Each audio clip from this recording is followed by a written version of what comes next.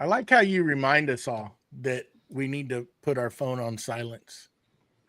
It's funny how you try to do that, just like talking to yourself to remind yourself to do it, just to remind us to do it too. I'm not reminding myself in particular as much as I am somebody that has two phones. I got three. Vertical? I resemble that remark. We're vertical on YouTube, just so you know. Yeah, should we be vertical on YouTube? There's two different YouTubes. There's two different YouTubes. Like I'm on the horizontal one right now. This is confusing. I'm on the vertical one. Yeah, it shows it as two different ones. It gets pretty wild. It does. Yeah. Freaky Friday. Okay, so live only on Sunday. That's bad. Oh my god. We're gonna get through it? We're gonna get I did it. I did it. You got a belly button. Yay. All right. What are we doing? I think a podcast or something. Podcast. Are you sure? You ready to go? I don't know. I don't even know. I've got cabin fever. Cabin fever. Cabin fever? Yeah. What did I say? Guess it's better than cat scratch fever. All right, y'all ready, boys?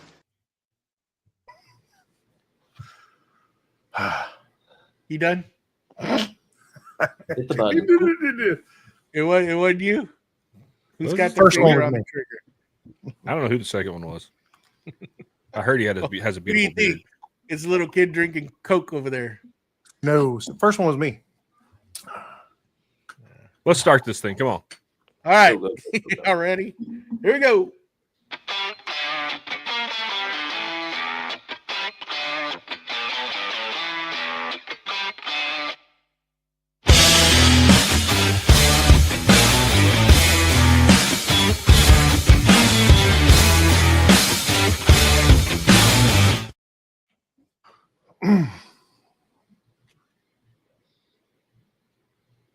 Joey, you're muted. Sound great, though.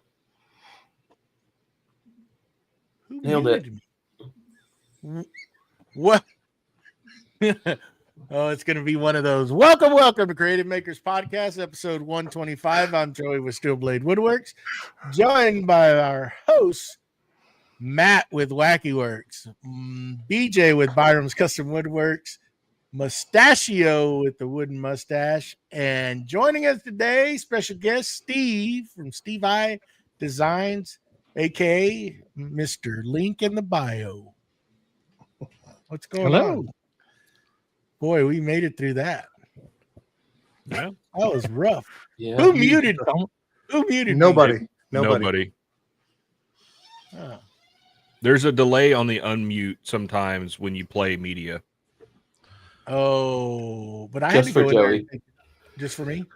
I had to go take that thing off, and it's crazy.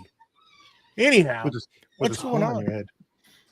Everybody Oh. cooled off. Everybody cold. Everybody get Yep. that. Nice and cold. My freaking mini split went out again, so I have no heat in my shop. So yeah, I'm nice and cold. Rub your hands together. That's pretty much what I did. Went out again. Sounds like this is the second time, third time. What? Second time in 2 years. Once, Yeah, twice. so It's chilly. 3 times a lady. Chilly. What did you do the first time? Did you glue yourself up there or do something? Didn't you? No, Something he took it completely apart. And so no. That was just when the drain clogged. The first time the line set going into the coil outside, the compressor outside, had loosened itself up and leaked. This time it looks like the actual evaporator coil inside has sprung a leak. Oh, So, yeah, I just need to get my HVAC guy here to run leak test. the leak test and see where it's at. And Yep. yeah, I turned on the heat this morning to see what to do, and Did nothing. I got my little infrared thermometer out, and it said it was blowing 45 degrees. Nice. So It's warmer like, than well, freezing. Warmer than freezing, yeah. Yeah. But it I'd say it got cold. It got down to 60 in the shop. Give the people what they want. A quick meow. Meow. There. I was wondering who was going to actually do it or if somebody was going to play the meme. Oh, I saw Matt reaching for it. Again, how's all BJ? I know, and he did a great job, BJ. Great job finding it. Allegedly. Oh, yes. No, we don't have that. We don't have that one. What's going on? Anything new? Didn't y'all get any good little goodies? Or, we probably, I don't know. Hell, we've already screwed this one up, so we're already off track. It's not like it's our first one or anything. I mean, yeah. He doesn't realize he's muted. He's over there talking, and he don't realize he's muted. Yeah, I was sitting there. Dude, I don't know what's going on. Are we playing this mute game today? No, I didn't do it. It's just doing it. I don't know. Something's going crazy with StreamYard, I guess. I don't know. Okay. Who knows? Okay. I think it's the quiet guy up there in the corner for me, his mustache. I think he's the one messing with us. I think so too. No, Anyhow, let's get going. Let's get going. So that's who I'm blaming anyway. This guy I don't know what the deal is with him. He just, now he wants a bark. Do we have a bark? No, we don't have a bark. You don't have a bark. No. Sorry. We will, though, after tonight. I guarantee you somebody's going to find it and put it in there. Rough. So you ever... All right. Or is it roof? Roof? I don't know. Who let the dogs out? Turns out the dog's sliding down the roof. That's really rough. Okay. Go, dude, because they're not going to stop. Too much You ever turkey. look at a broken piece of furniture and think, yes, entropy. Well, great news, Star Traveler. You can now defy the natural decay of the universe with Boss Dog Wood Glue. Boss Dog isn't just strong, it's cosmically strong. This glue bonds wood with the same determination the universe uses to hold galaxies together with gravity.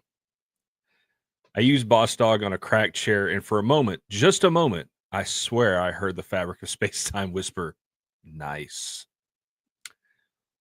Boss Dog Wood Glue not only dries clear, which is ironic because nothing else in this vast and different cosmos ever does. And it sets fast, too. How fast, you might ask? Faster than light. We'll enter this, not really. It's CA glue does. Well, the lawyers told me not to say that, but between you and me, maybe. I once dropped a glob of Boss Dog on my workbench, and it formed a tiny swirling nebula. A small voice emerged from the center and said, "More wood, please." So yeah, this glue is powerful. Fixing a cabinet, Boss Dog. Repairing a table, Boss Dog. Closing a wormhole that opened in your garage, listen, I can't recommend that, but I can't stop you either. So if you're ready to defy entropy and repair your earthly furniture and possibly commune with adhesive-based cosmic entities, grab yourself a bottle of Boss Dog Wood Glue. Boss Dog Glue. Sit, stay, stick. Across the stars and probably between dimensions. That's right. You should go out and get yourself some Boss Dog right meow. Right meow. Right meow. Remember, use our code CMP10 at checkout to save 10%. That stuff is not rough. Meow. Hey, that one wasn't as good as last week's. I like last week's better. You're getting ChatGPT. It's getting out of hand. It went a little out there. Mm-hmm. I wonder why you had to tell it what to write. You went a little out there. I just told it to go a little more cosmic. We're gonna go back the other direction next time. It definitely it went out there. Mm-hmm.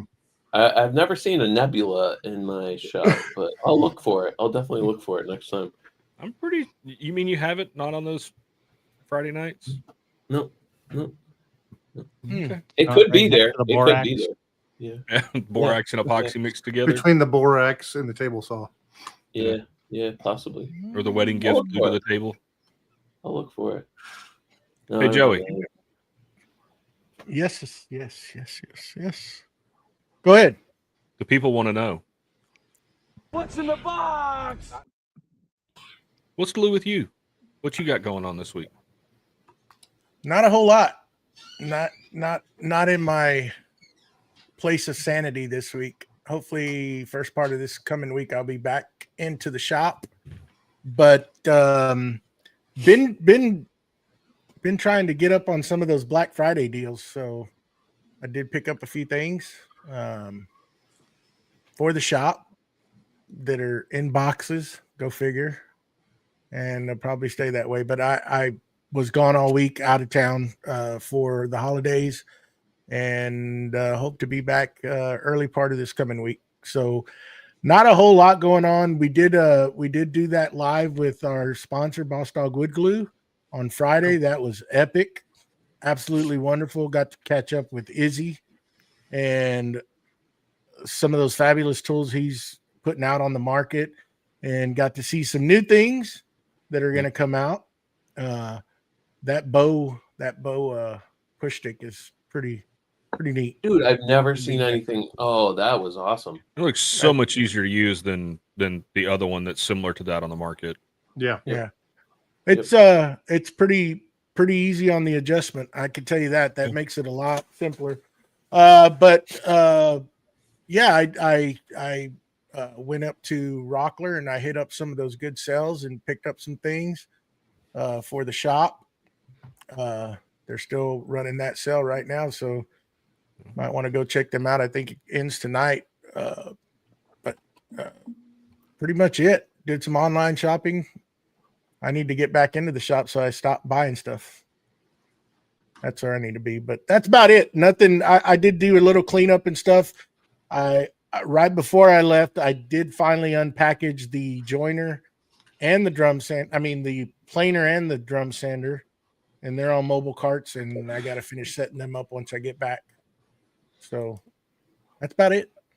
What's glue with you, Wackerly? Oh, but I did forget one quick thing. Okay, go ahead. I am now part of the Onefinity family, so I think we all are going to have one now. So nice. I did pick up the. And yours will probably be set up before mustaches. Oh, he may beat me. That boy's been on fire lately. He's been getting it on in his shop. He surprised me last night. He got the joiner set up. Hey, wait for me. Oh, okay. Yeah, sorry. I don't need to take your But I did pick up the apprentice, and we're going to be using that right along with the new metal lathe that I got, and in some upcoming projects. So I'm pretty stoked to try that little diamond out, see if it works on machining some metal. So yeah, pretty excited. I picked it up with the red line spindle. So nice. Welcome to the family. Yeah, we'll see what happens. We're gonna put it to machining some aluminum and brass. Maybe see what else it can do.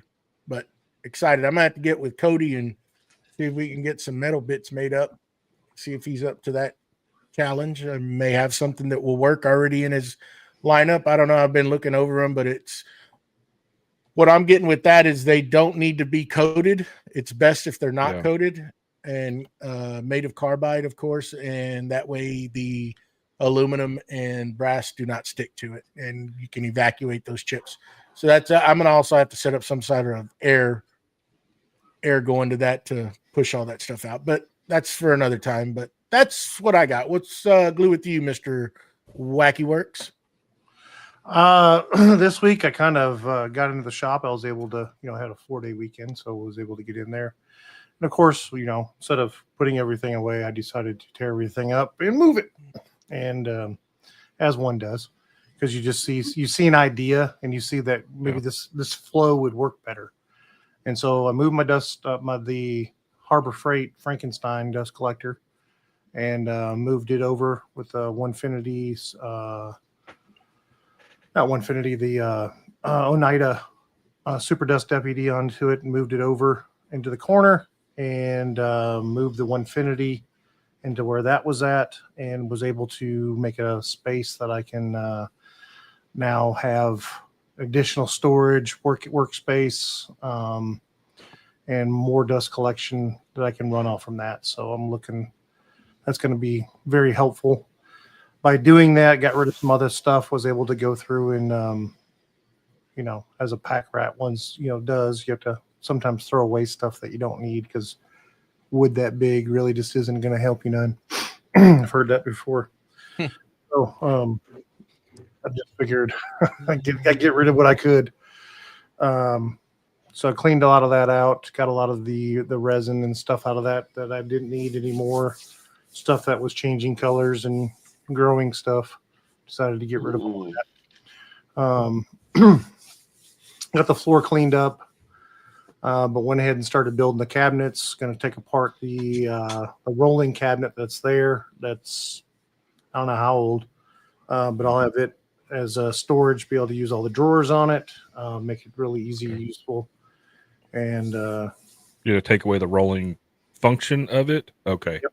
Yeah, just take the wheels off of it and it'll mount it on a 3-inch piece with a toe kick, basically, just like it would a regular cabinet. And that way I can utilize it a little better. It'll have a really deep workbench, basically 30, I think it's like 34 inches deep. Dang. And I'm going to do that out of poured concrete. I'm going to do a concrete countertop on that and polish that up. So that'll be kind of nice to have. Nice workspace, seal it all up and just be able to use it. It's not there for pounding on and hammering on and doing stuff like that, but it'll be good for, you know, other things that'll be used over there. I also stopped by today and picked up some Black Friday stuff from Harbor Freight, which was, they have some inserts like socket holders that I like. They're round. They hold them upright, and then they have all of the sizes on them. The bottom is magnetic. The top of it's plastic, but it's it doesn't doesn't snap in. It just holds them with the I've got those, and I like them because not only are they hold the socket, but if you need to, you can stick them on something, so you can pull it out, take it with you, and stick it to, you know, whatever you're working on if it's magnetic. Well, I mean, my number one reason is I like to use them is, you know, you may be using a bunch of stuff, but you can look at it quickly and see, oh, I haven't put my 7/16 back. I haven't put this back. You can see exactly what you're missing. And I like that. I like that about it. And then the drawers that I have, it's exactly perfect to stand a socket up with that in it because it's only very thin. You can put it in there and holds it up and you can see exactly what you got. So I got those. And then we had a tire go low here, and I had to unreel a bunch of hose and get it outside the shop and go pump up a tire. And I said that'd be the last time I do that. So I went and got a reel. They have them on sale right now they're usually $79.99, and I got it for like $50. And so got one of those. I'll hook that up to the air compressor, and I don't have to. It's got 50 foot of hose on it. I ain't got to go out there and reel out line anymore. So I got one of those just to make it a little bit more efficient around the outside of the shop for people. So that's about it.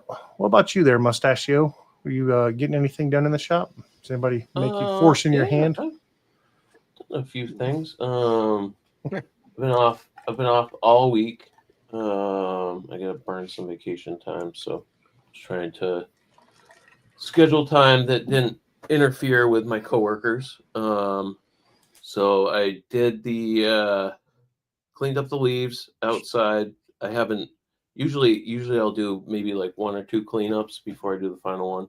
This year I didn't do any of them, and I just kind of let my leaves blow into neighbors' yards and maybe had less leaves, or maybe they just blew back into my yard. I don't know. So Mustachio, Joey, leaves fall at different times based on temperature. Leaves are these things that go on the end of branches that are connected to trees. Oh, really? I want to make sure Joey was on the same page with all of us here. Continue. Yeah, they're kind of like snowflakes. They're different variations and stuff. Yes. But yeah, so I got all the leaves cleaned up. I stacked my second cord of firewood, and I got the third cord of firewood delivered Friday night. I started stacking that this afternoon because when I checked before I went to bed, the rain that we're supposed to get was going to hit like at 2. So I was like, all right, I'll wake up at like 10, 11, and I'll have a couple hours to do that. And of course, the weather just decided to like change. And No, you don't. New England, man. Came early, didn't it? Wait a minute. Yeah, it was like 11:45. I got up at 11 and I had 10 minutes to eat, scarfed down some food, and went outside. It came early, and surprise. Then I ran out. I had to rip all the pallets out, and I redid the base on those, and it was I have to like pull a brand new pallet out because this one was like completely rotted out. So I didn't want to do that, and then my neighbor was cleaning his yard for like the 4 leaves. I swear, every time I'm outside, he's cleaning his yard up. And he's like right in the back corner. Yeah, it does. So it was raining, which I could deal with a little rain. It wasn't really coming down hard or anything, but I was just like, you know what? I'm not dealing with this right now. So I covered the wood with a tarp. I got maybe a quarter of the cord stacked, and probably deal with that tomorrow because I'm off. Moving into the shop, I did get a few things done. I got the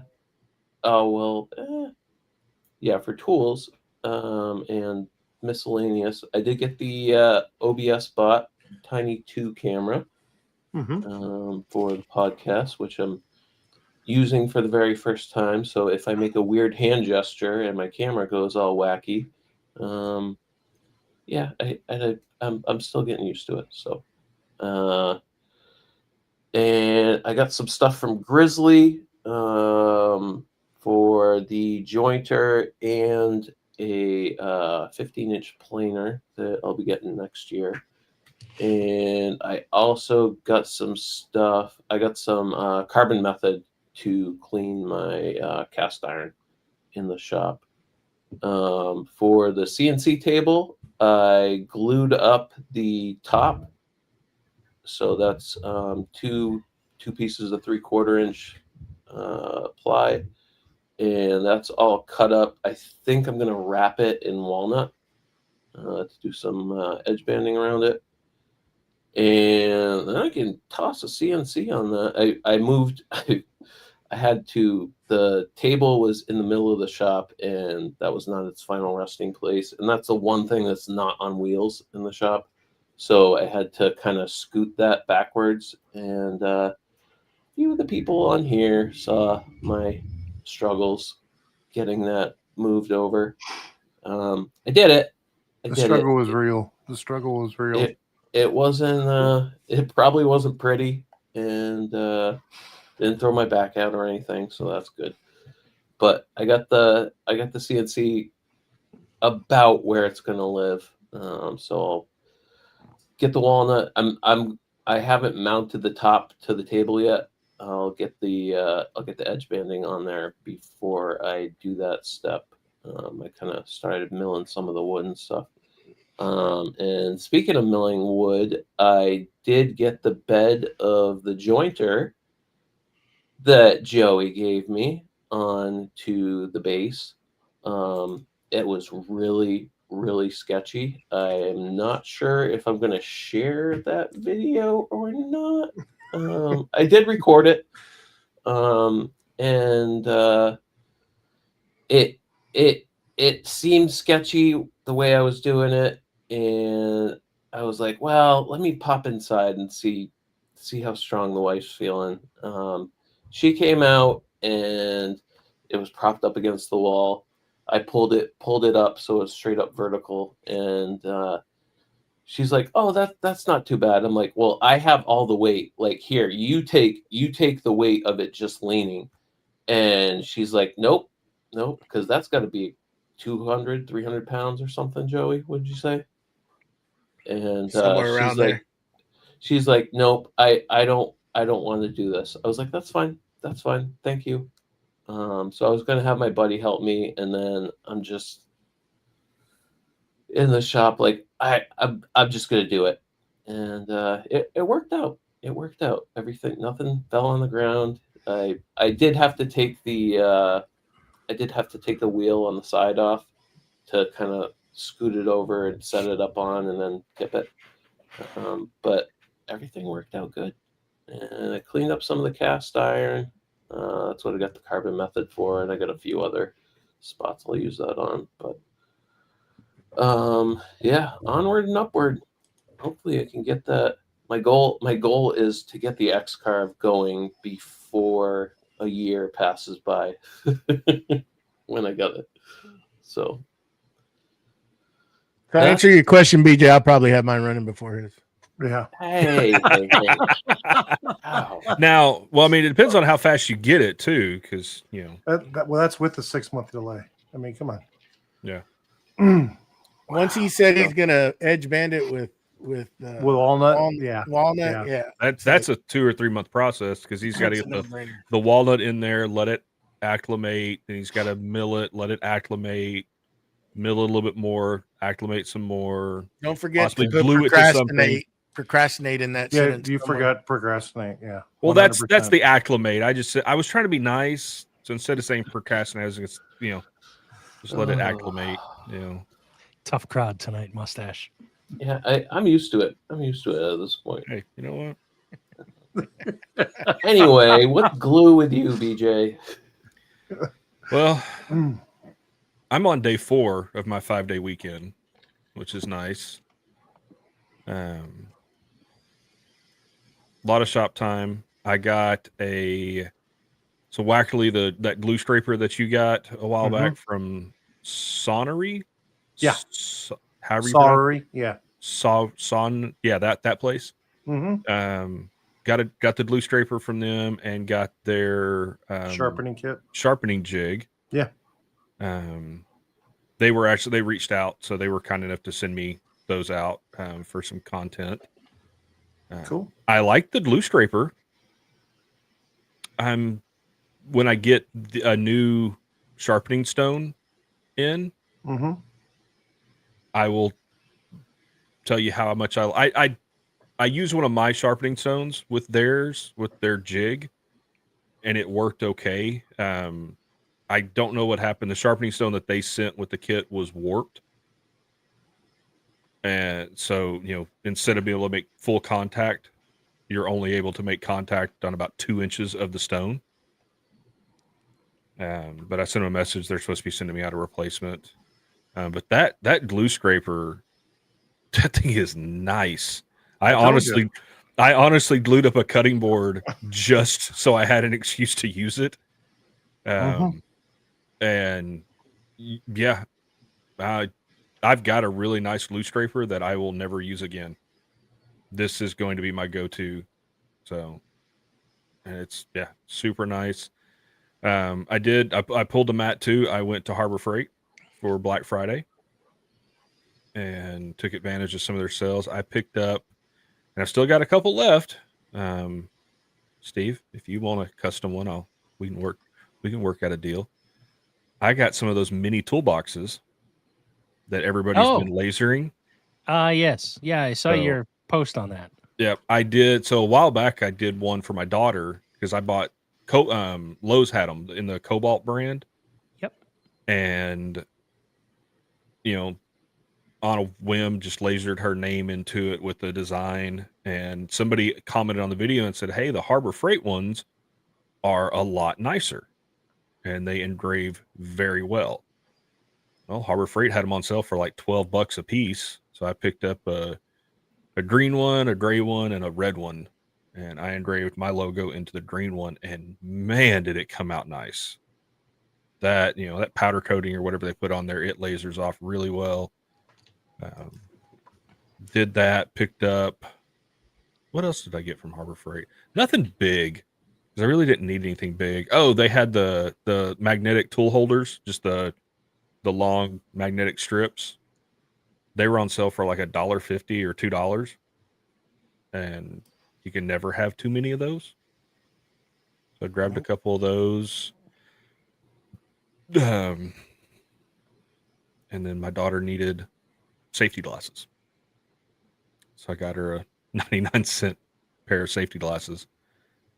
And other than that, Black Friday, I didn't really take advantage of any big Black Friday sales this year.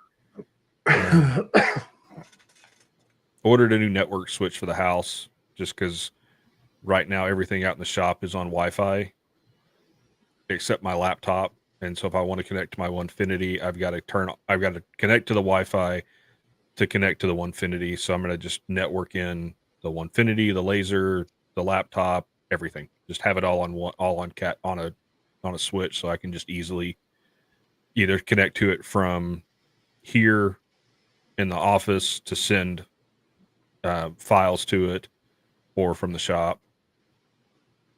And yeah, I did get a wild hair, and somehow convinced my daughter that it would be a great idea to move her bed from the exterior wall to an interior wall in her bedroom, because it does get kind of cold on that exterior wall. And so we dismantled her room yesterday and put it back together. To all the parents out there, if you think it's a good idea to do this, I'm going to go ahead and come out and say it's not. It was a horrible idea. Other than the fact that I actually convinced her to purge a lot of stuff. We ended up filling up the outside trash can with stuff. So that's always nice. But yeah, that's just playing around the shop. Other stuff other than that. What about you, Steve? Well, it's been a little quiet in the shop this week. However, I have managed to get in here. I set up my spray booth to spray the finish on the drawers for my miter station. So hopefully I'll get everything squared away, and tomorrow I'll start that. Spent a little time yesterday designing up some files on the CNC, doing a shooting board. I decided I wanted to try and do a shooting board for my hand planes on the CNC. Got it about half done. Had some trouble with some bit changes and everything, but managed to get through that. That's more of a me thing than a... You're still doing the manual bit changes? Yeah, I am. So long and short of it is, I have the ATC for the Onefinity. I haven't put it on yet. But I've tried this time, against my better judgment, to do a multi-bit change on one G-code file, and it didn't really go how I had hoped. Yeah. So I ended up just splitting it up and just doing 3 or 4 separate G-code files, one for each bit, and just did it kind of the manual way that I'm used to after fighting with it. So that's definitely a me thing, not a, I'm still relatively new to the Onefinity and CNC world. So that's me trying to figure it all out. And, I figured nice little project to try and work on that. So it's about 3/4 of the way done. I'll finish that up hopefully later on tonight. I did manage to pick up some, I don't know, I guess you call them shortcut buttons for the CNC, to, hit the button and have it automatically go to the park or automatically home, rewind, those sort of things. I got those for the Masso and wired those up, got those installed. That was a pretty easy process, which was nice. Took maybe about half hour, 45 minutes. And other than that, I did hit some of the Black Friday sales. I didn't go anywhere. It sounds like I really kind of need to go over to Harbor Freight tomorrow and see if I can get any Cyber Monday deals over there from everything that you guys picked up. But I think early last week, I picked up a bunch of tools from Stu Mac, for all the guitar making stuff. Ordered a couple other things online for that. What else did I get? I also purchased a new router Wi-Fi network switch. So that should be on the way next week. But yeah, just some smaller things, nothing really big and expensive. No like dust collectors or CNCs or anything like that. That's it. That's what's glue with me. Nice. Nice. I like how you know. Never mind. Never mind. What? Go ahead, say it. Where? No. I don't need to add to it. But there is some good deals on filament. I'm going to add that. I forgot to say that. There's some good deals on filament out there still. So if you got any plans to be doing some 3D printing in the coming year, man, now is the chance to pounce on some of that. Bamboo's running a really good deal still. I picked up some Creality filament that when I got the whatever that Creality printer is that I K1, was it the K1? K1 plus K2 plus. K2 plus. They sent me some samples, and that actual filament was on sale, and it was a stupid crazy deal. I found it on TikTok Shop. I was scrolling through there, and that filament, I ended up getting 20 rolls of that filament for $118. Dang, that's not bad. And I will say we got to stop. People got to stop sleeping on the TikTok Shop. Every once in a while, you find some junk on there, but ever so often, or majority of the time, it's junk. But every once in a while, you find some heck of a deal. Like I saw the other day, if anybody's looking at getting the Insta360 camera, they've got it on the TikTok Shop for 50% off right now. Like that company Toolant is another one. Yeah, that tap and die set, Matt, you said. Oh, okay. Well, on TikTok Shop, I picked up some hand wrenches and stuff that were stupid cheap. And they came in right before I left up here. And man, they are freaking nice, heavy duty with the anti-slip head on them. I mean, it was, and of course, Matt wouldn't really help him, but all the sizes and everything are colored, so you can actually see them. So lots of browns. Yeah.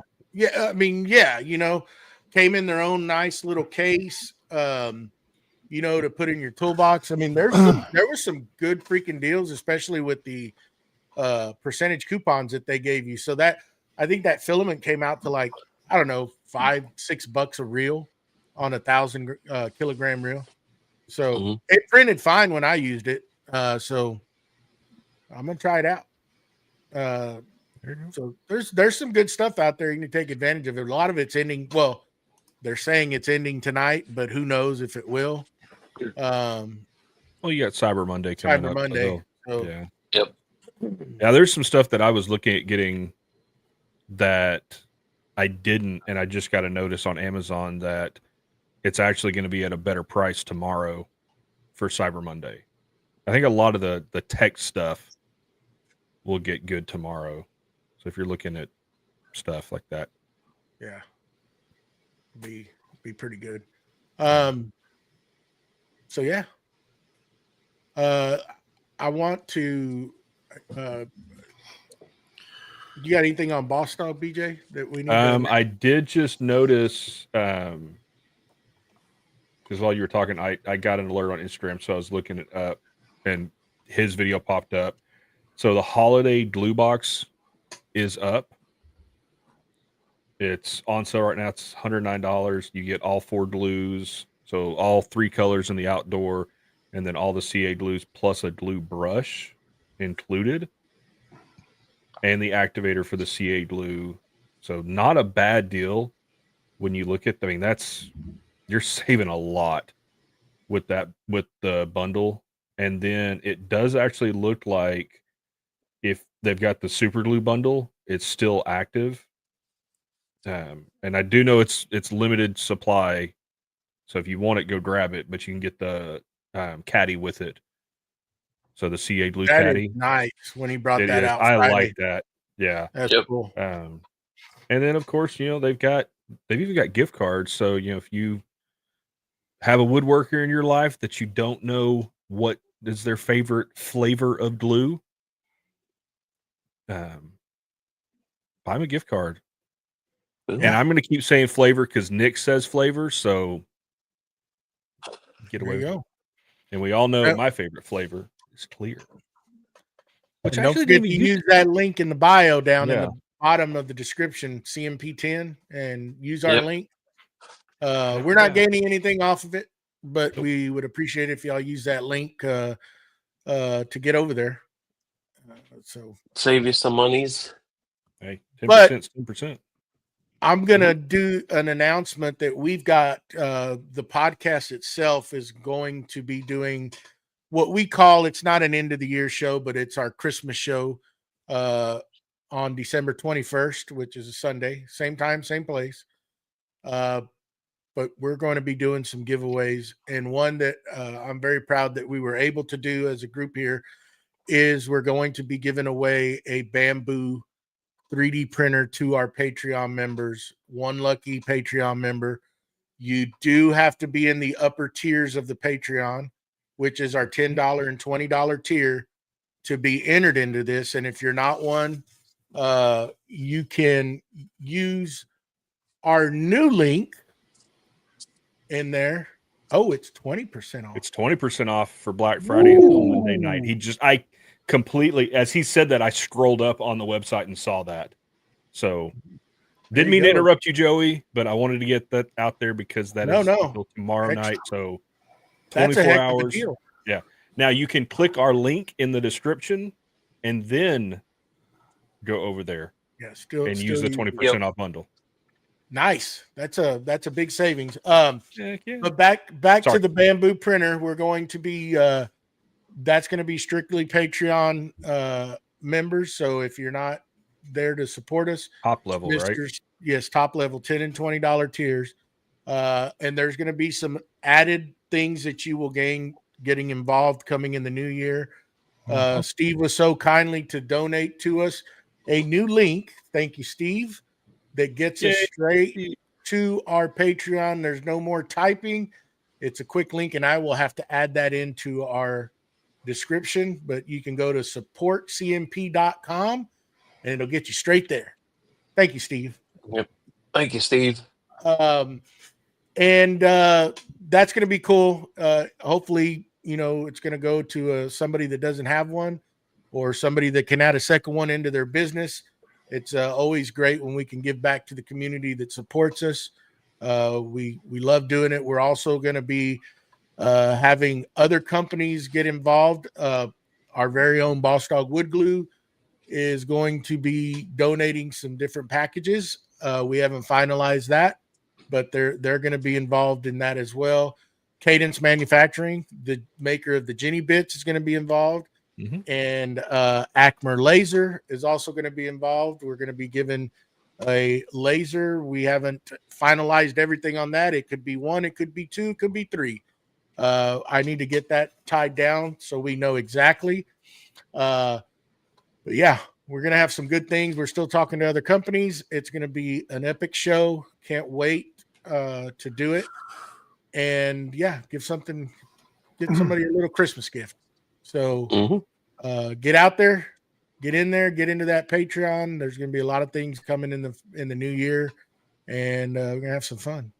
But other than that, let's jump into this topic. I'm kind of ready to get into this topic that we got for today, and that is the resources that shaped us, or that shape us.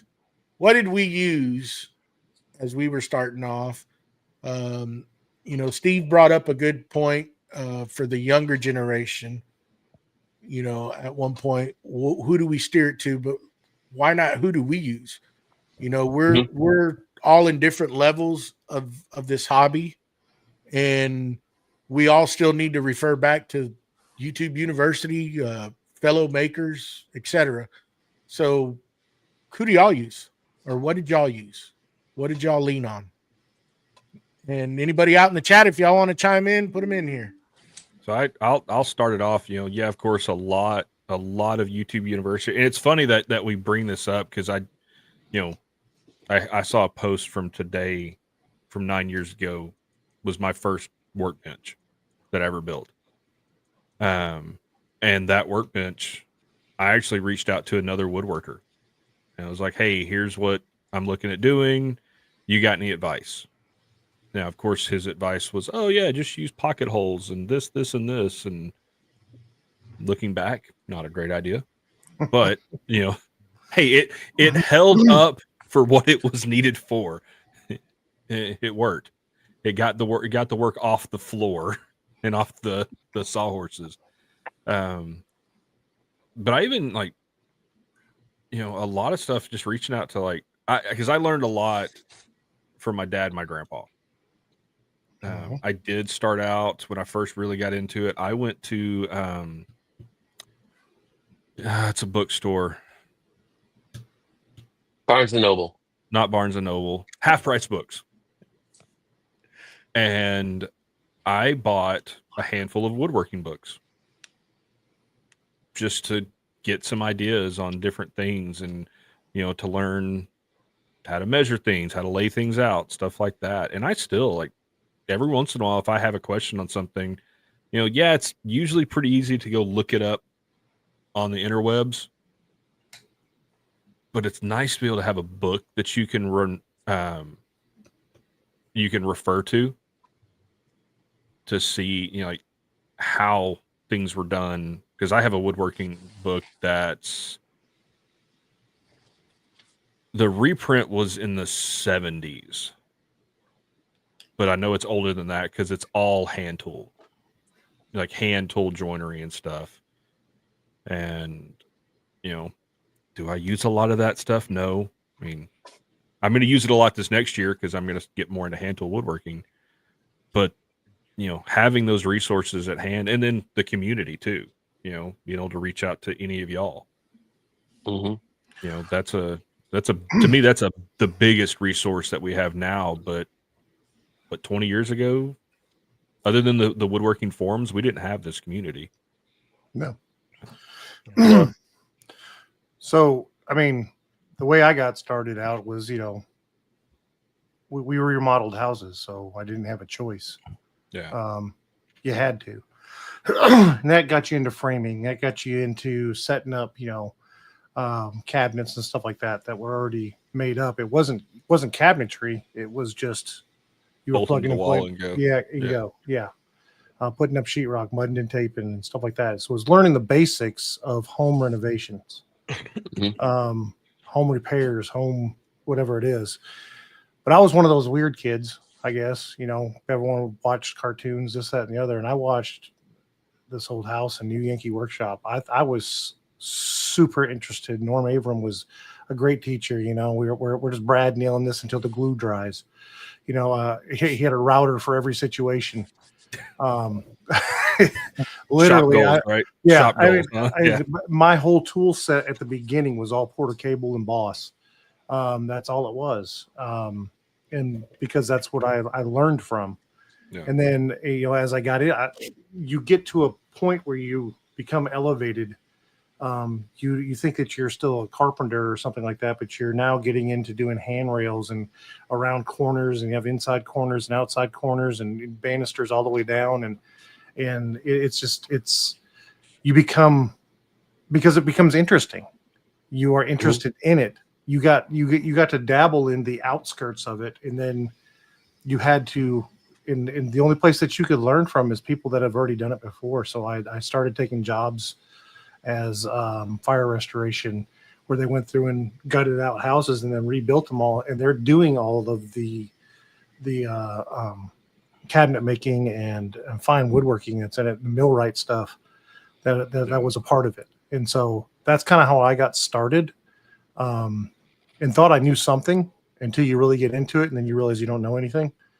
You just know that you know the basics, because there's 50 different ways to do this, and you just learn the one way based off that one person. And so, but I guess the question is, how did we get into it? That's how I got into mine. I didn't have a choice, and then I was really interested in what Norm Avram was doing, and I love the fact that he constantly put down Bob Vila. And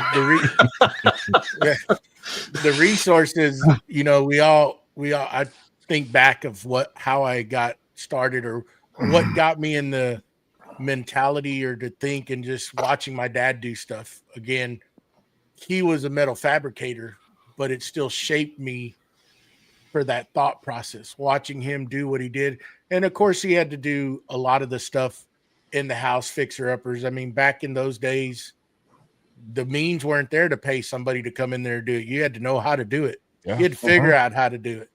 It's not as easy as today. You could pick up the phone and, hey, I need, 50 sheets of sheetrock hung and taped and floated. If you were going to do that, you couldn't afford to do it. You had to learn how to do it. May have not been the best of work, but you learned. And that's how I got started in learning and watching him do all the metal fabricating. And then, my grandpa was a carpenter, and, that line, I didn't get to hang around with him much, but the majority of the stuff was with my dad, and then at school through shop class, getting the basics. And then, once, like BJ said, we didn't have this kind of, YouTube TV back then or anything like that we could look into. It was all what you learned at home and hands-on type stuff. Right. And then once it came out, a person I did lean on a bunch to, the Wood Whisperer. He was one that was very popular back in the day. He still is. I mean, I'm not taking nothing away from him. And I still revert back to his stuff. Another guy is Jason Bitts, who we all know, we follow. He's got some good stuff. Brian Sedgley for tool tips on some of the Festool stuff to go in there. That man is a wealth of knowledge. You can go in there and just look, and there's things that you think that he'll turn around and show you. You're like, what? Really? You can do that with this? It's just crazy. Yeah. So, when like I always say, you think we don't know everything. There's still a lot of stuff that we don't know. And there's questions that I have. That's why I love. Oh, go ahead. Sorry. Oh, I was just going to throw it back to Steve, because he was kind of the inventor of this topic, but it was going to go in a different way. And that was for the younger generation coming in. He asked the question, who would we send a young person to go watch? For beginner stuff. For beginner stuff. And it was hard. What was the channel Woodworking for Mere Mortals? Right. Steve Ramsey. Yeah, Steve that was Ramsey. one that I watched a lot when I first started out, because I don't want to say he dumbed it down, but he did. And he simplified it. He made it so easy. Yep. And like you, Joey, I watched a ton. I remember back even before I really even got into this, I would watch the Wood Whisperer just for the fact that, like Matt said, I loved watching, Norm and This Old House and stuff like that. And, and at that time, the Wood Whisperer was kind of what there was. And, and then I really got into it and, realized that the stuff the Wood Whisperer was doing was way more advanced than what I could do. What was it? PBS? Yeah, PBS. For the Woodwright Shop. Yeah. Roy Underhill. I remember watching that stuff, just sitting there, and that I would get just grab me when that would come out. Yeah. We didn't have cable, so you had to rely on the old rabbit ears, Yep. Oh, yeah. covered in foil to try to grab them. Yeah. And a lot of us were fortunate to, I worked, like my dad remodeled a house when I was a kid, so I learned how to do a lot of stuff. I still look back, one of the best compliments I ever got, I sheetrocked a room by myself, or me and a buddy did it, and then I did all the tape and bedding, and one of my dad's friends was a home builder, and he happened to come over to help my dad with something, and he saw that room, and he's like, man, who did this room? I was like, oh, I did. And he's like, dang, kid, that's not bad. You ever done You this want- before? It's like, not You want a really. job? Yeah. If it's mudding and taping, no. Yeah, no, I never want to do this again. So going back to Steve, when he threw that question to us, we had a hard time, or I had a hard time, of who I would send a young person to. Who, because most of these people are so advanced now, it would probably blow their mind. Yeah. Right, Steve? I mean, Yeah. The original question came up because I had a good friend of mine bring his 12-year-old son over to the shop to see it because he's been interested in woodworking and kind of been going to, I guess, a woodworking camp near where they live the last couple summers. And, I was kind of asking him, you watch anyone on YouTube or, how do you learn and everything? And I threw out a couple names and he hadn't heard of them. One of them I figured that he probably would have heard of was Jimmy DeRester because he had the Netflix show. And he hadn't heard of him. So, I posed the question to the group and I was hoping to send him a couple of links or something to some things that could get him going. Cause he's got a hand plane. He's just got a small planer. So he's trying to build a small little shop and he's looking at maybe getting a bandsaw. But I figured if we can kind of direct some different things to him, but I would say that's where it all came from originally. Yeah. I love watching like Matt from NWA. Yeah. He has a lot of good stuff. There's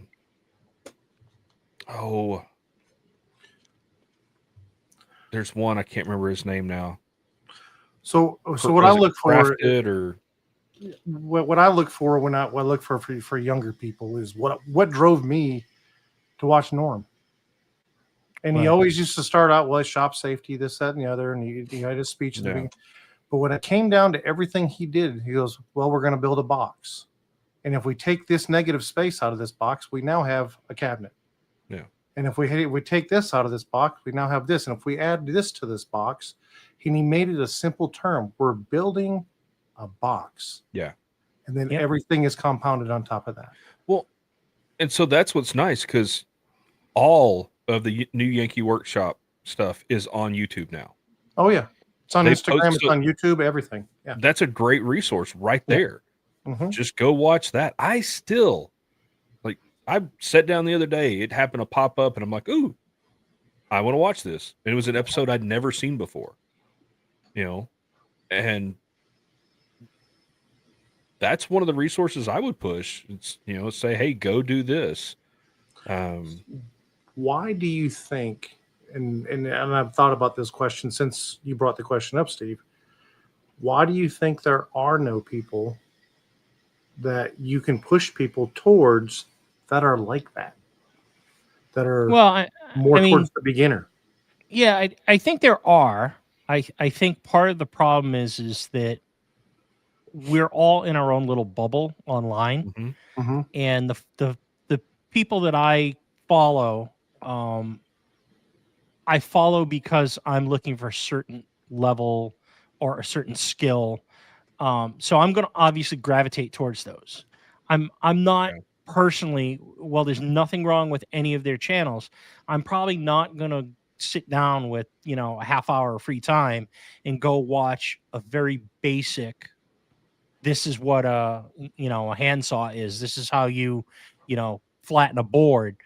Because I did that years ago and there's nothing wrong with that. It's just not in my wheelhouse for my bubble online of people that I follow. You surpassed that already. You've learned that you're on to bigger and better. Exactly. And the other half of that is I think that a majority of the woodworkers and DIY and makers that we follow, they've been on YouTube. Let's take Mark Spagnolo, right? He's been, a lot of people call him like one of the grandfathers of, woodworking on YouTube. Yeah. He's an OG, right? So where he started out and where he is now obviously has transitioned because as his skills get better, as his teaching gets better and his interests change, he's going to focus more on those things. And, let's face it, it's a business for him, and for a majority of these folks, it's content creation. It is a business, so they're going to focus on what is going to get them What brings the most views. money, right? Yeah. Whether it be views or whether it be sponsorship or partnerships, whatever that case is, it's a business, and if it's not going to sell, then they're not going to do it. And I think that there's a really big group of folks that are just starting out, and folks who tailor their YouTube and Instagram and TikToks towards those folks. They're doing a great service for everybody, and they're getting a ton of views. It's just not in the same realm as what I'm looking at. So I don't know who those are. And for someone who is so connected, or I think I'm connected, we have a lot of similar friends, that either have YouTube channels or are doing this content creation. I'm entirely in this bubble of these folks that I know. And I mean, I can't tell you how many times just talking to you folks offline, you bring up someone's YouTube channel and I go, who's that? I've never heard of them. And they've got 300,000 subs or something. And they've been doing it for 8 years, 10 years. And I have no clue about them. And there's just so many folks like that on all of the social networks. Yeah. And I just don't know everybody. So and that's why I posed the question. I think you kind of migrate to what skill level you're at of the people that you surround yourself with and want to learn. So when you put that question out, it's like, woo, who would I send somebody to? Yeah. I couldn't give you an answer. You would have to look at the first ones that popped in were, going to Jason Bent or Mark and going into their back catalog back in the day. That's what I was going to, simpler things. Mm-hmm. And as they progressed through their career or through their hobby and they got more advanced, now that's where we're at. Some of us April Wilkerson before she had all of her CNC stuff and and that's the nice part about YouTube is that content's evergreen. Unless they delete their catalog, and the fortunate thing about this community, the woodworking world, there's a very small chance that YouTube's going to take a video down. It's not like some of the other communities where rules can change and content can get removed. But in the maker community, a lot of that content now you're gonna have to scroll because you have a lot of these creators out there that put out weekly videos, bi-weekly, or whatever, and you're scrolling for a while to get to the back catalog. Which, quite honestly, the search features are really where that's at. If you're gonna look for something, that search feature is going to bring up those videos from a long time ago. But I mean, and I also don't think we should discount. I forget who it was, whether it was BJ or Matt or someone. I think it was BJ. You said woodworking books. Just books alone. I mean, there are a ton of really great resources out there for the beginners as well as the advanced. And for myself, I found a lot of stuff in those. And for a long time, there were, it was kind of like the CD of the month club, but they were woodworking books. I forget what the Ox Hill Publishing or something like that. I think, because I have one. I've got a whole bunch of them, right back here on the shelf, as well as, just things that you eventually get into, like the Anarchist Tool Chest from Chris Swars and stuff from Lost Art I want to Press. pick that up. Yeah. So even okay, so we're talking books. So look at what's his name? Nick Offerman. He just released a new book. And it's three, because I think he's got 3 or 4 out now. I've got Good Clean Fun, which is an amazing read to begin with. Like the story that's in that book is absolutely phenomenal. I got it for Christmas one year, and for the rest of the day, that's all I did. I just sat there and read that book because I got into it. But then the lessons and the how-tos in the book, and then the newest one is I can't remember the name of it. But it's like Making with Kids or something. And so it's a lot of really simple projects. But in my advice, if you're looking for books other than the Nick Offerman books, like I think that collection is amazing. But go to Half Price Books, go to, A used bookstore. find older woodworking books. Right. I have an old, it was one my grandpa gave me, and it's like a homeowner's guide or something, and it's everything. Like Good Housekeeping or something like that. It's everything that as a homeowner, you would need to know to fix anything in your house, whether it's plumbing, and there's some woodworking stuff in there, but I've got, there's some older woodworking books that are, how to use a hand plane, how to use a handsaw, how to use, a chisel, how to stick two pieces of wood together, On that note, I'm gonna say, if you can find an older copy, I don't think I think they might still be in print, but they are the newer, brand new versions are definitely much more expensive. There was a 3 or 4 book series, and I'm probably gonna say this name wrong, but I believe it's Tage Freed Teaches Woodworking, and it was a very step-by-step series of books, exactly what you're talking about, where this is a chisel and everything and how to do all that stuff. But there's a ton of those books out there. But for and the I think younger that's generation, go ahead, Joey. I was going to say, I think those are good resources because, one, it will alleviate any frustration from getting the wrong tool and using it wrong and it not working. Yep. Right. Yep. Back in the day when I didn't know much, there was a lot of frustration because, one, I didn't know what I was actually doing and using the wrong tool for the job. We've talked about that a lot.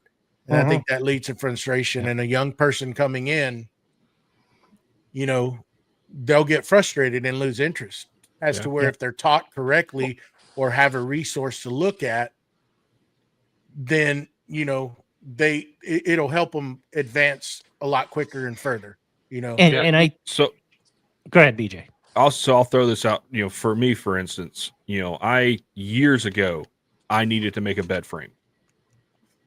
And literally just a frame to get a mattress and box spring up off the floor. And I figured, okay, easiest way to do this, we'll cut some miters. We'll do a 2x4 frame with a stretcher across the middle, some 4x4 legs. Simple, right? And where we're at now, to me is one of the simplest things you can build, right? Yeah. I mean, Yep. Yeah. I struggled so much with getting the miters correct. Had I've had the resource to show me how to really set up a miter saw, it would have been a completely different thing.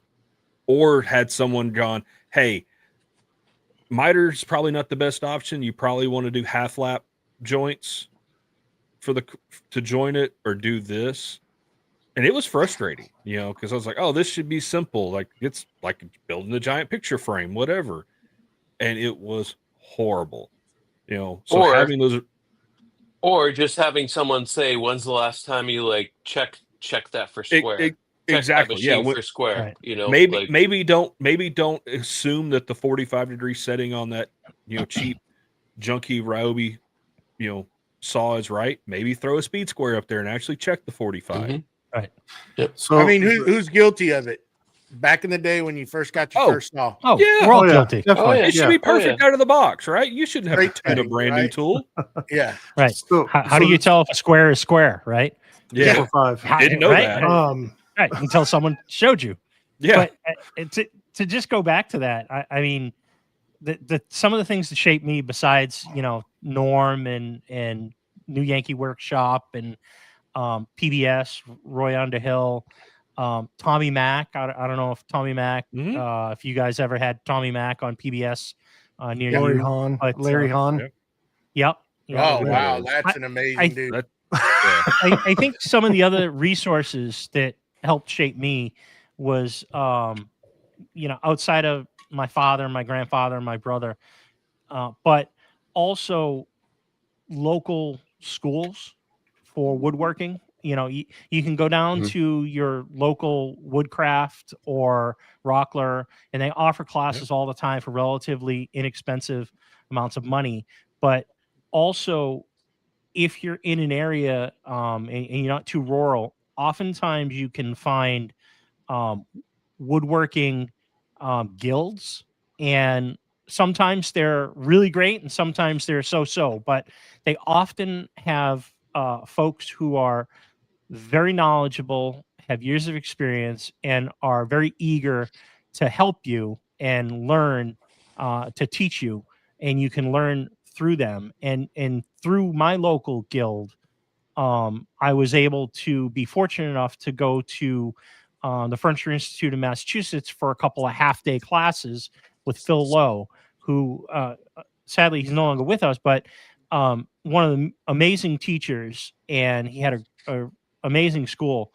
But just those types of connections can lead to a lot of great education, even among the folks within those guilds.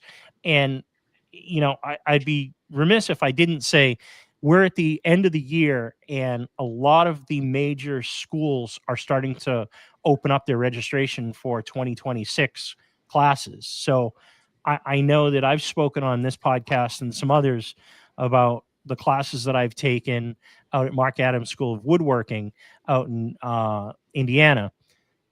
I'm hopefully going back there again this coming year for a couple of classes, but I believe tomorrow, December 1st, if tomorrow is December 1st, but I think December 1st, they're opening up their 2026 class registrations, and they're a great resource. I know that, what is it? The Center for Furniture Craftsmanship up in Maine, Rockport, Maine.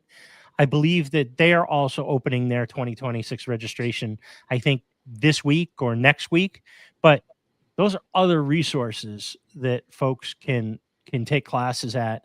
And I mean, there are some amazing instructors who travel to all of these different places: Florida School of Woodwork, Austin School of Woodwork, and they just do the circuit, right?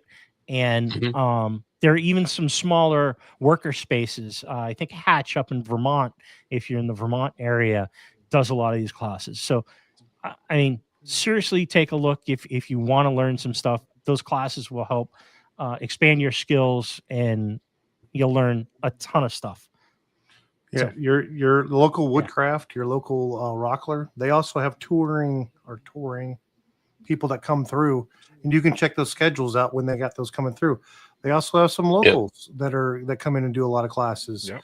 And that's where I got into turning is through that. So it was a great class, and learned a lot.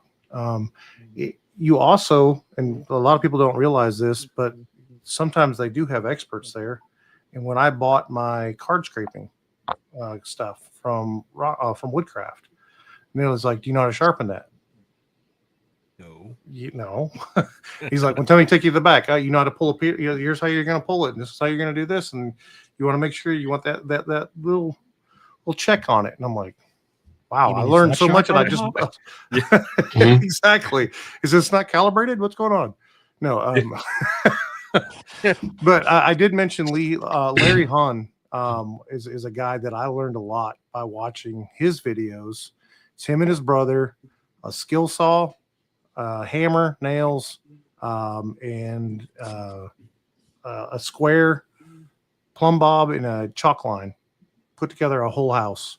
And I'm just mesmerized watching him. I can watch those videos over and over and just mesmerize how he can knock that whole freaking nail in one whack. It's just over and over. Driving 16 pennies all day long. Yeah. And he still did it at 80 years old. He's still sitting there putting together houses all day long. Him and his brother just go through there and they knock it out. And a lot of times showing you shortcuts of not having to use a tape measure, or, you're laying out your blocking, just put your blocking down, and you put that the space between your blade and the it is 1.5 inches. So you can pop that down, and he's just, there's so many and he taught me so much about speed squares and stuff like that. And you don't realize how many tricks there are to a speed square. Oh yeah. But laying out all your so many. your bird's mouth and everything, it's so much stuff. I thought a speed square was just for 90s and 45s. Exactly, and there's so much more to it. Yeah, There's so much more Angles. yeah. Oh, this reads Lots of this, so angles. this number that's it's corresponding means this, and that's what the pitch of your roof, and that's And what you should be Yep. putting your birds on. And I'm like, And what? just watching him throw a Rewind that. template, just watching him throw a template together real quick so that he can get the bird's mouth. Yeah. And just Yep. going through there and batching Oh, that yeah. stuff out. It's just wild how they do it. Mhm. Laying stuff out, easy measurement stuff, tricks, those little nuggets that you pick up Yeah. off of Yep. rewatching them and rewinding. Like, whoa, wait a minute! I didn't know you could do that with that square. Mhm. Yeah. I mean, And that goes across other trades too. Like I follow a few tile guys, and like they'll do some trick, and I'm like, Yep. whoa! Like I would have never thought to like do Mhm. something like that. And like just like you said, Joey, those little tiny nuggets and tricks and stuff like are so. And that comes along. I mean, maybe the video could be an hour long, and it's got like 5 or 6 of those things that are like, whoa, and you rewind and you go and rewatch it again. And you're like, oh, interesting. Yeah. Yeah. You know? yeah, Tyler, great tile trick. Let the guy do it. Uh, Well, that's good. Yeah, I mean, Yeah. it's tough finding, but like I think you hit it right on the nail in the bubble that you're in. And a lot of times, all the bigger creators that did that have already done it and they moved on to bigger things. And it's a business for them. So Yep. they're going to put out what the people are wanting to take in. And it's hard. That was a hard question. I Yeah. sat there Well- and thought about it. And I'm like, I wouldn't know where to send them other than old catalogs, go Yep. back into these people's videos. Yep.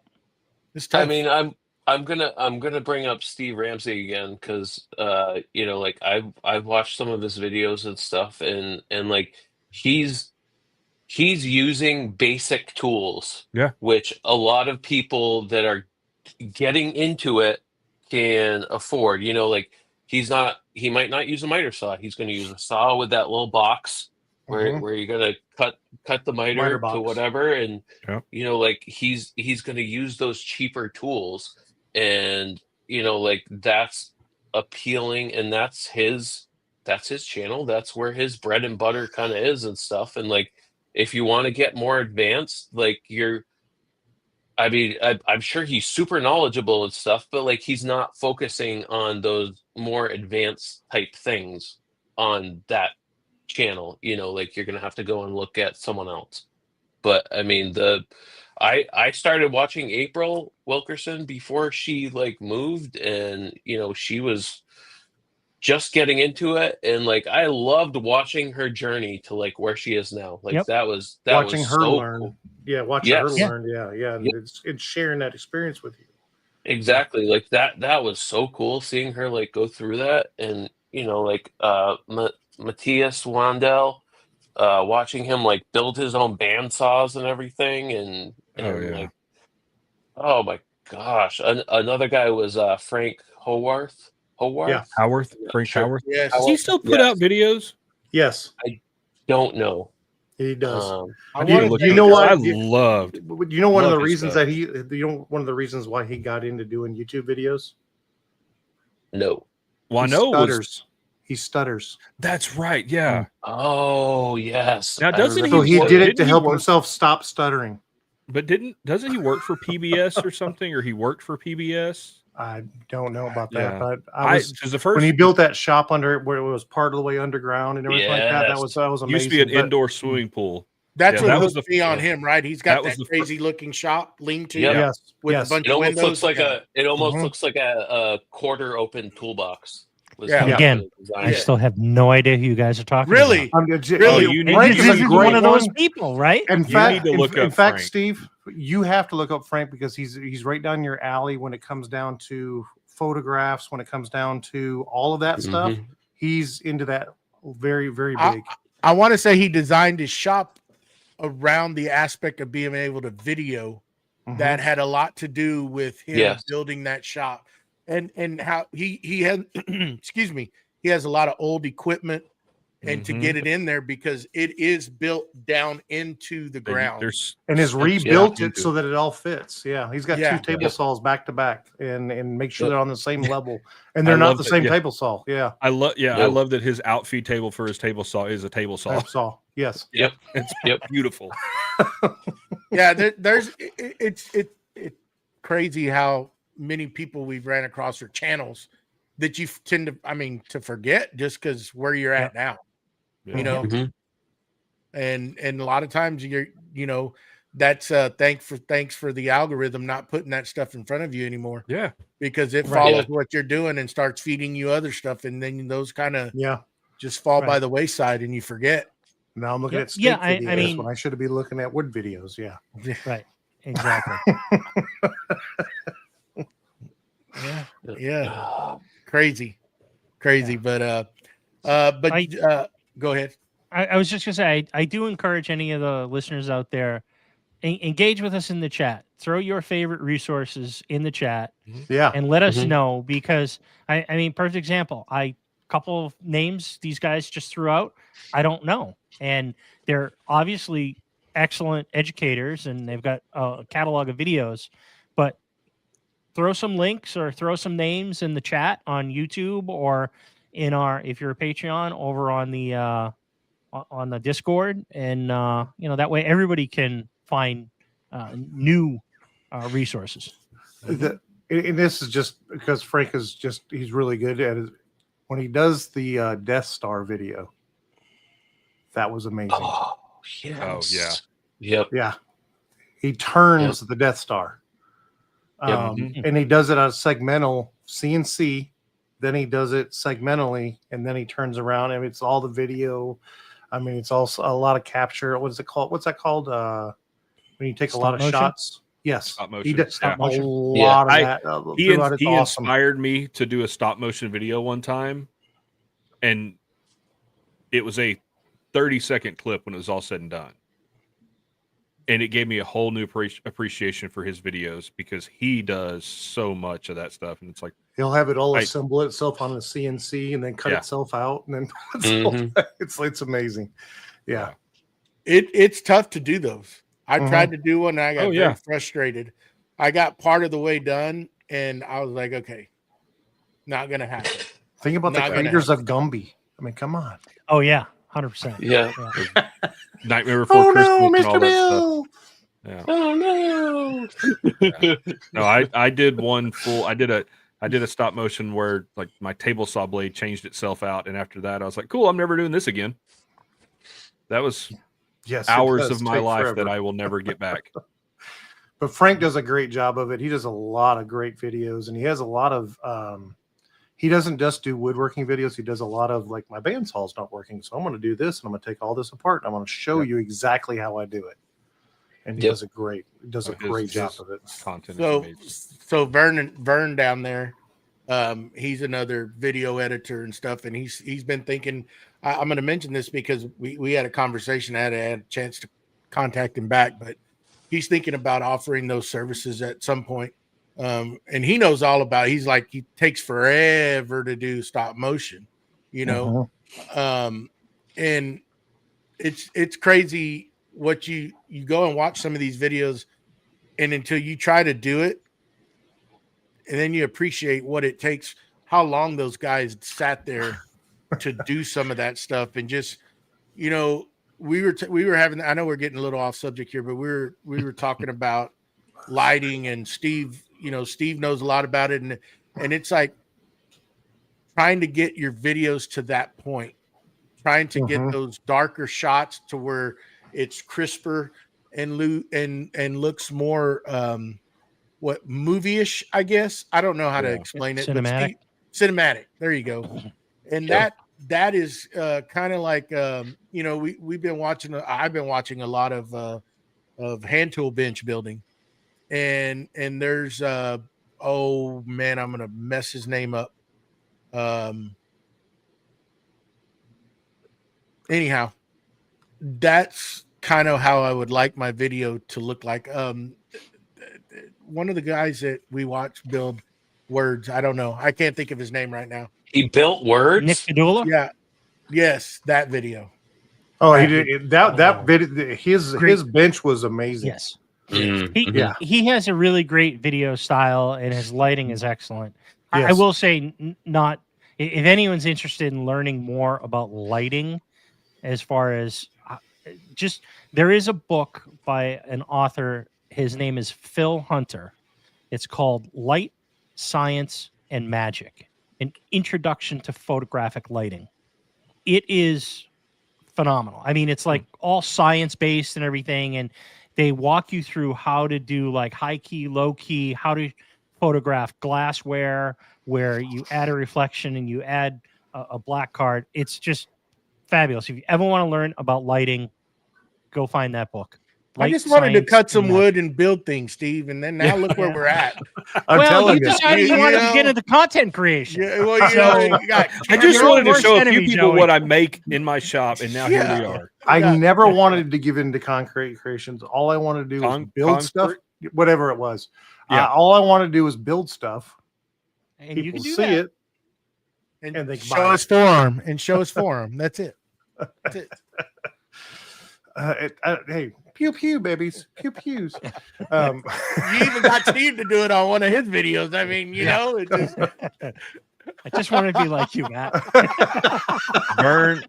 Vern, you are welcome anytime. exactly. Come out and help me film a video. so Really show me what I'm doing wrong. How about that? anyway, Well, see where you started. yeah. Yeah.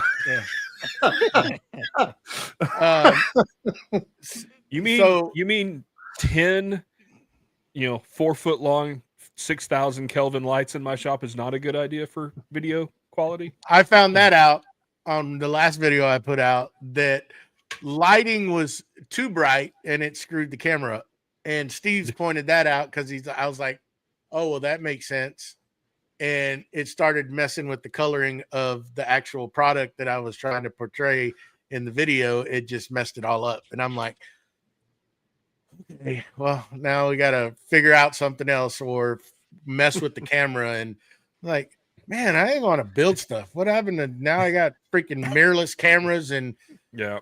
DJI cameras. And next thing you know, we'll have a freaking little plane flying around trying to get overhead shots or something, a drone or something, I wanna Crazy. shoot a really cool. I want to shoot a really cool slow-mo video. Hold on, let me turn off all my lights, get my softbox out, get this other stuff out because the lights in the shop don't work well with slow motion. Don't forget, It you doesn't know what? matter. Screw it. I'm All not, the I'm not lights- filming slow-mo. All the lights reflect off my arms anyway, so it doesn't matter. yeah. I'm going to go back to incandescent. That's what I'm going to do. I'm just going to go back to incandescent. Afternoon. What's up, Mr. Don't do Hawker? But just a little tidbit, we did get an added prize for our December 21st show. Mr. Tyler from Forge 3D is going to donate a Anchor Pod Forge 3D edition Magnus bundle. Nice. Woo! And That's going we can enter this stuff, right? No, we can't. Nope. Eh, Nope. Looks like my wife is getting the Patreon account. Yeah, we need to enter our wives in the Patreon and then they can, well, but I haven't talked to Tyler, but I think this is just going to be for the actual people in the live to give away. Now, I will say that I didn't mention, you will have to be present to to win this, except for our Patreon members. Our Patreon members, they automatically get entered on the top 2 tiers for the 3D printer giveaway. But yes, thank you, Tyler. We appreciate it. Yes, thank you. That's going to be a nice little package there. Woo. Yeah, Yeah. Maybe I need to make a fake account and maybe. be My commenting. wife's going to get on there. Joe John. But anyhow, I think we beat this enough. We probably need to follow up again on another one. This is a good conversation. This is a great There's conversation. Yeah, Trying to figure indeed. out, I mean, because you think about it, all of us are in kind of a different phases phases. That's words I'm making Phases. up now. Phases. What is now? Of what we Yeah. do, you know, because I mean, we got hand playing guys, we got CNC guys, we got 3D printing guys, we got, you know, just jack of all trade guys. We're all over the place. Box And guy. knowing and just trying to figure out where you go to better yourself Yep. in your aspect is Yep. Yeah. Yeah. You might need 3-phase. Who knows? exactly The bio guys. Yeah. exactly. That's right. Shit. Well, folks, we appreciate All right. y'all hanging out with us. And Wait, go ahead. Wait for me. Oh, wait, oh, wait, oh, wait I'm- for Yeah, me, we wait for me. we've got some people to thank. Sorry. Yep. I'm already Yep. trying to get out of here. Uh, It's this thing that on? chili and cornbread my wife made. It's It's okay. We're almost there. So I am going to call out our top tier that we have over on Patreon, and I will put a note in here. The people that are running across the bottom of the screen, if you're watching the video, are not our top. Oh, geez. Oh Extreme yes. You gotta Strike a call pose. yourself a loser. Extreme close up. We promise we're professionals.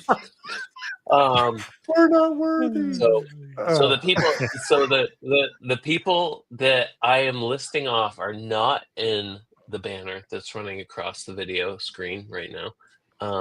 But I will start off with Don from What's Next Woodworking, Victor from Whim Design, Tyler from Forge 3D, Steve from Steve I Design, and Mike from Lido's Woodshop.